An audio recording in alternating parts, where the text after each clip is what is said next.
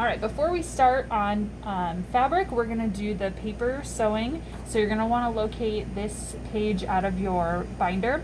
We're gonna start with the straight stitch practice, and you can see there's 10 lines. We're gonna do, it says on the directions, you're gonna sew on the line for 1 through 5, and then use the line as the guide for 6 through 10. So that's what I'm gonna demonstrate. I'll just do one of each to show you. So on line number 1, we wanna sew on the line. So I'm gonna turn the paper. We always put majority of the fabric, or in this case paper, on the left, and we're gonna slide that in. So this time we want the needle to go directly over top of the black line. So I'm just gonna put that in. I have my take up lever in up position, and then I want us to go from end to end on the black line. So I'm gonna lower the presser foot, and I wanna just kind of eyeball. Right now for these first 5, I'm looking at the needle and then making sure it goes on the line. So I'm gonna line that up, and then I'm gonna use 2 hands. We don't wanna force or push it too hard, but it's just gonna glide underneath our hands. And I'm gonna start by doing a couple stitches, and then I want to hold the reverse to back stitch. You always wanna back stitch about 3 stitches. Doesn't need to be exactly 3, but you don't want too long of a back stitch. And then now my eyes are just watching the needle. So I can make adjustments with my hands as needed.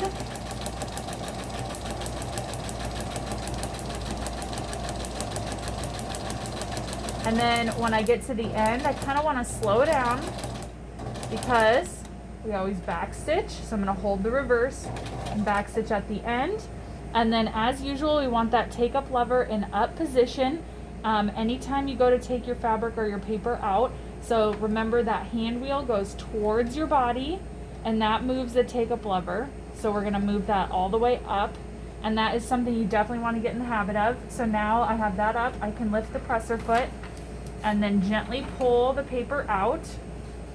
And then I do wanna leave a little bit of a tail for myself for next time, so I'm gonna leave those threads. I did not choose a very good color of thread, but you can see that it's going directly on the black line. So that's gonna be something I'm looking for when I'm grading it. You're gonna clip all your threads.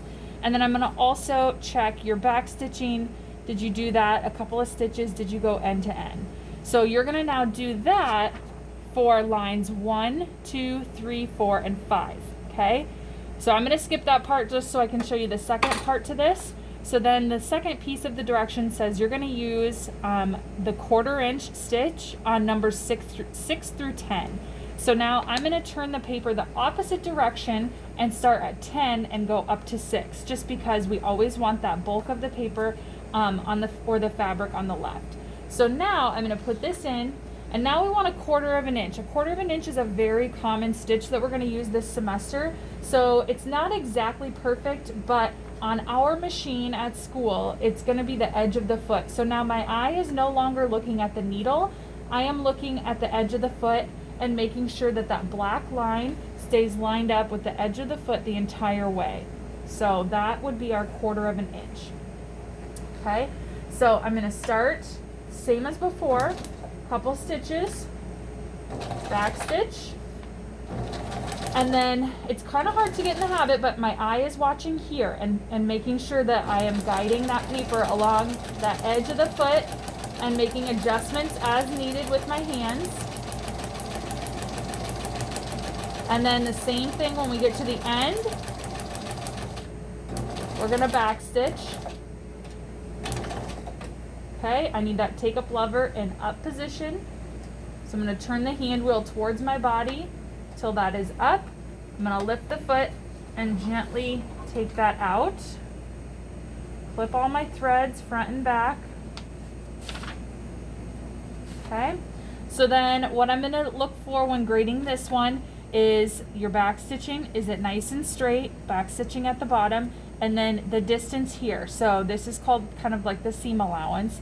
It should be a 1/4 inch. In our case, like I said, it's not exact, but as long as you're using the edge of the foot, we're gonna go with it, okay? So that should remain the same all the way down.